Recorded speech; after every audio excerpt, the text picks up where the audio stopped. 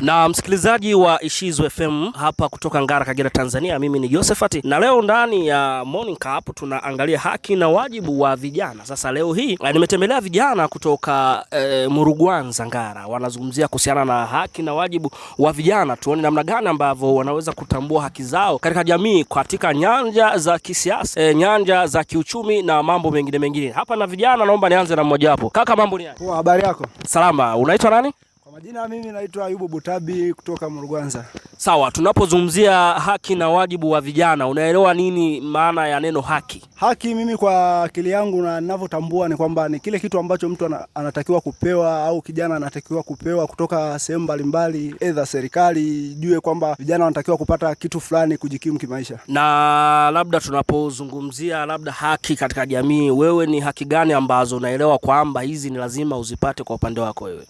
Kidogo kwa upande wangu mimi najua kwamba haki kwa vijana ambazo wanatakiwa kupewa ni mojawapo ni kupewa ajira, nyingine ni kusikilizwa kwa yale mawazo ambao wanakuepo nayo kwa ajili ya kuinua kipato chao labda. Sawa, tumekuwa tukishuhudia katika nyanja za kisiasa baadhi ya vijana wengi wamekuwa wakijiepusha na swala la siasa. Je, unahisi ni haki kijana kutoshiriki katika swala la kisiasa? Hapana, mimi sidhani kama itakuwa sio haki. Mimi naamini kwamba kijana ukishafikisha miaka 18 kidogo unakuwa na ule uelewa na utambuzi, kwa hiyo unaruhusiwa kushiriki katika shughuli za kisiasa, kwa sababu baada ya miaka 18 unaruhusiwa kupiga kura. Okay, asante Ayubu Butabi. Sasa nimalizana na wewe nielekee kwa kaka mwingine. Kaka, habari yako? Salama kabisa. Majina yako unaitwa nani? Naitwa Javani Madaraka, natokea kijiji cha Murugwanza.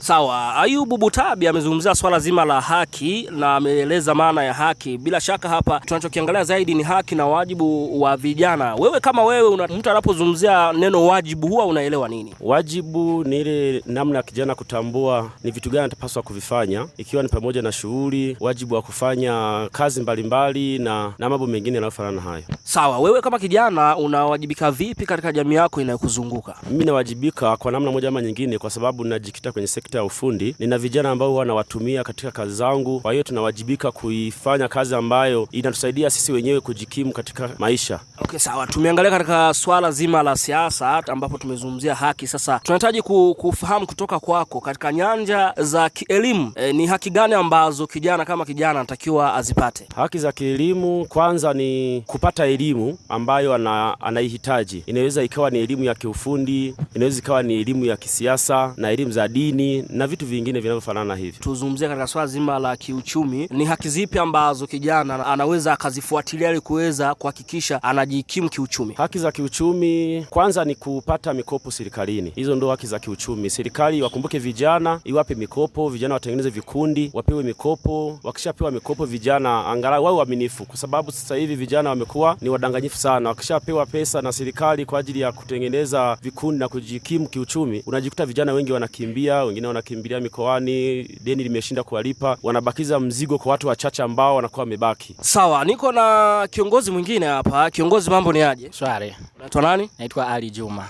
Ali Juma, unaweza kutuambia wajibu wako katika jamii ni nini?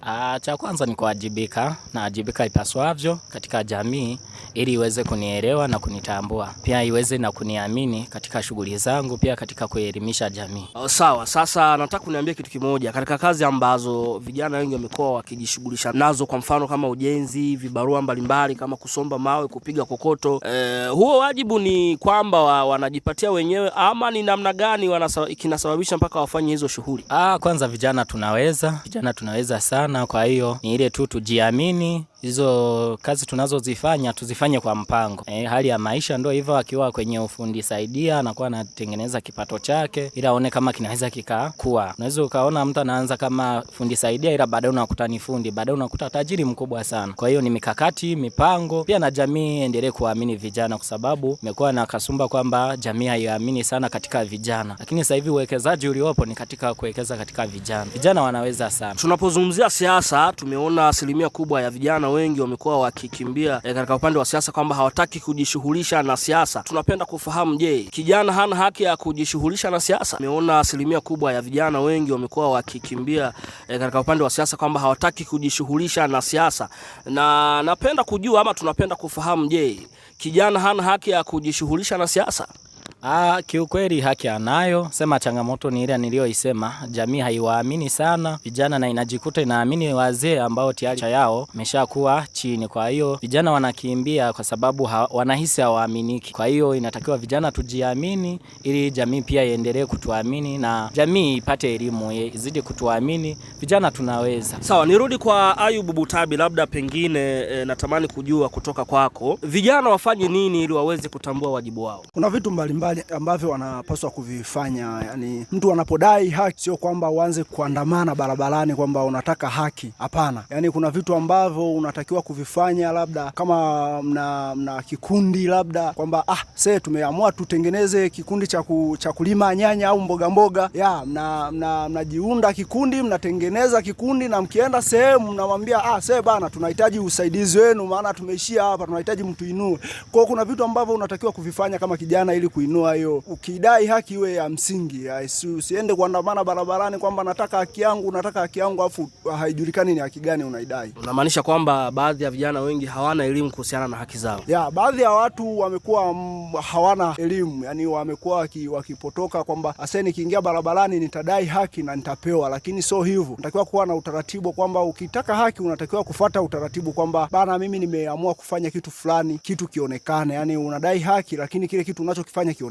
Nirudi kwa Javani Madaraka. Kuna lugha ambayo imekuwa ikitumika sana, badala ya neno vijana limekuwa likitumika neno Gen Z. Ili neno unavyotumika hivi unalielewaje? Hili neno linatumika kwa vijana wengi, lakini hili neno sana vijana limewapotosha kwa sababu hili neno Gen Z limekuwa likitumika sana mitandaoni na maeneo mengi ya vijiwe na vikundi mbalimbali. Kwa hiyo limekuwa likitumika sana, lakini sio neno zuri kwa sababu linawaua vijana sana, kwa sababu wamejikuta akili nyingi inapotoka kupitia hilo neno. Tumeshuhudia vijana wengi hawatambui wajibu wao. Labda ni nini kimekosekana katika upande wa vijana kushindwa kutambua wajibu wao? Cha kwanza ni kutokuwa na elimu, lakini pia vijana wamekuwa wabisho sana.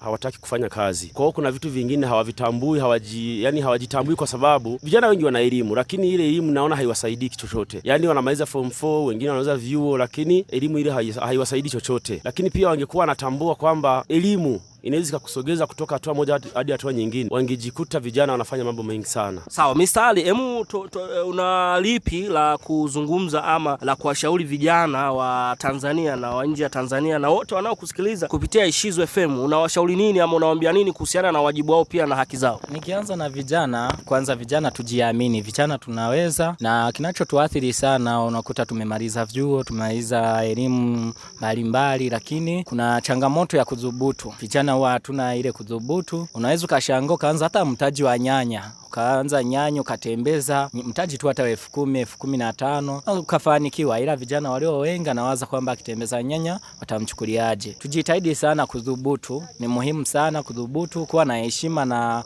kile tunachokifanya. Kwa hiyo tunaweza tukafanikiwa. Pia nikirudi katika upande wa pili, kwa upande wa jamii pia ituamini, tuthamini vijana na ituamini katika utekelezaji wetu tunaofanya. Vijana tunaweza, hayo majina ya sijui wauni sijui nini, hayo kiukweli hayaleti tija nzuri, na sasa hivi tunatamani kizazi kinachobadilika. Vijana watuamini sana, taasisi binafsi, kampuni, serikali watuamini, vijana tunaweza. Javani Madaraka, neno moja kwa uongozi wa serikali ya Tanzania, hasa Rais Samia Suluhu Hassan wa Jamhuri ya Muungano wa Tanzania juu ya vijana wa Tanzania. Neno moja kwa rais wetu kwamba anatakiwa kuwakumbuka vijana, lakini pia vijana kwa sababu wameweka mikopo. Namna hiyo mikopo inaweza kuwasaidia vijana. Ile mikopo inatolewa katika halmashauri mbalimbali. Sisi halmashauri yetu ya Ngara tunasikia mikopo imekuja, lakini tunashindwa kufuatilia kwa sababu tunakosa ni namna gani au ni kiongozi gani tumuendee ili atusaidie kuipata ile mikopo. Kwa hiyo mimi kiongozi na mshauri aendelee kuwekeza kwa vijana. Vijana waweza kufanya mambo makubwa baadaye. Ayubu, tumalize na wewe pia. Unawashauri nini vijana ambao hawajui namna gani waweze kudai haki zao na wajibu wao? Mimi cha kuwashauri ni kutuliza jazba tu, alafu kitu kingine watafute elimu. Yani kuna elimu zinatolewa sehemu mbalimbali, makanisani tunapata elimu, kwenye vikao tunapata elimu, lakini hata sehemu